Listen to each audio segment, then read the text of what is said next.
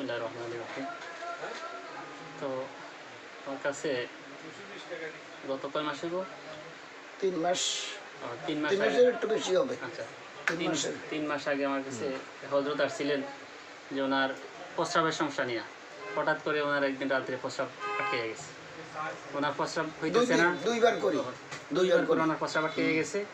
তো উনি হাসপাতালে শরণাপন্ন হয়েছেন, হাসপাতালে গেছে। যাওয়ার পরে ওনারা ক্যাথেটার লাগাইয়া ওনাকে ইউরিন ব্যাগ দিয়ে দিছে, ওষুধপত্র, ইঞ্জেকশন, ট্যাবলেট, ক্যাপসুল দিয়ে দিছে।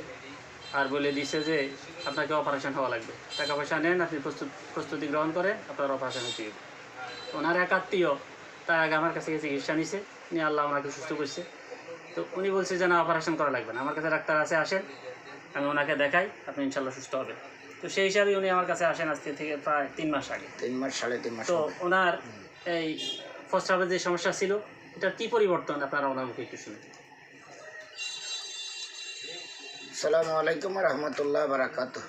বিসমিল্লাহির রহমানির রহিম। আল্লাহর রহমতে ওনার কথা শুনি আমি ওনার কাছে আসছি চিকিৎসা নিতে। আল্লাহর রহমতে আমি চিকিৎসা নিতেছি। আল্লাহ পাকের মেহরবানি, ইনশাল্লাহ আমার সব কিছু পরিবর্তন হয়ে গেছে। ইনশাল্লাহ এখন আমার মধ্যে আমি যা দেখছি, ইনশাল্লাহ আমার এখন কোনো ট্রাবল নাই। উনি বলছিলেন আর কি ওষুধ খাই যেতে হইব আর কতদিন পর্যন্ত। ইনশাল্লাহ ওষুধ খাইতেছি, ইনশাল্লাহ কোনো অসুবিধা, ইয়ার ফাঁকিতে কোনো অসুবিধা হয় না। আল্লাহ পাকের মেহরবানি, ইনশাল্লাহ আমি আশা রাখি ইনশাল্লাহ আল্লাহর রহমতে। ইনশাল্লাহ এখন শরীরে যে অবস্থা দেখতেছি, অবস্থায় আল্লাহর রহমতে বোঝা যায় ইনশাল্লাহ আমার আল্লাহ পাকের মেহরবানি, ইনশাল্লাহ আমার কোনো অসুবিধা নাই ইনশাল্লাহ। আল্লাহর রহমতে দোয়া করবেন সবাই ইনশাল্লাহ। আপনার প্রতিষ্ঠানের নাম কি, বা আপনি যে Khidma homeo centre, Khidma homeo centre, Ramganj, Lakshmipur, এবং ঢাকায়ও চেম্বার আছে? রামগঞ্জেও আমার চেম্বার আছে। রাষ্ট্রীয় অফিসের পশ্চিম পাশে, থানার উত্তর পাশে। জি। আর ঢাকাতে শনিয়াকরাতে বাগানবাড়ি মসজিদের সামনে আমার চেম্বার। আমি 3 দিন ঢাকাতে থাকি, 2 দিন রামগঞ্জে, 2 দিন ভাট্টাতে।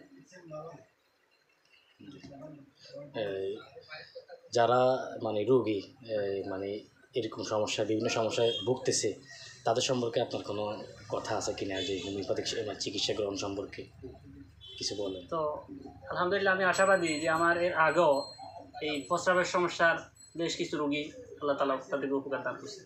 তো ওই রোগীদের দেখা আল্লাহ পাক ওনাকেও পাঠাইছে। আমি আশা করি ইনশাল্লাহ এই সমস্যা যারা জড়িত, যেমন এই যাদের পোস্টেড এনলার্জড হয়, যাদের প্রস্রাবের রাস্তায় মাংসপেশি বাড়ে, প্রস্রাবের রাস্তায় চর্বি বাড়ে, ঘন ঘন প্রস্রাব হয়, প্রস্রাব ফোটায় হয়, ঝরে, প্রস্রাব ক্লিয়ার হয় না, প্রস্রাব রাস্তায় ব্যথা করে, জ্বালা পোড়া করে, আলহামদুলিল্লাহ এদের খুব সুন্দর চিকিৎসা আল্লাহ পাক রাখছে।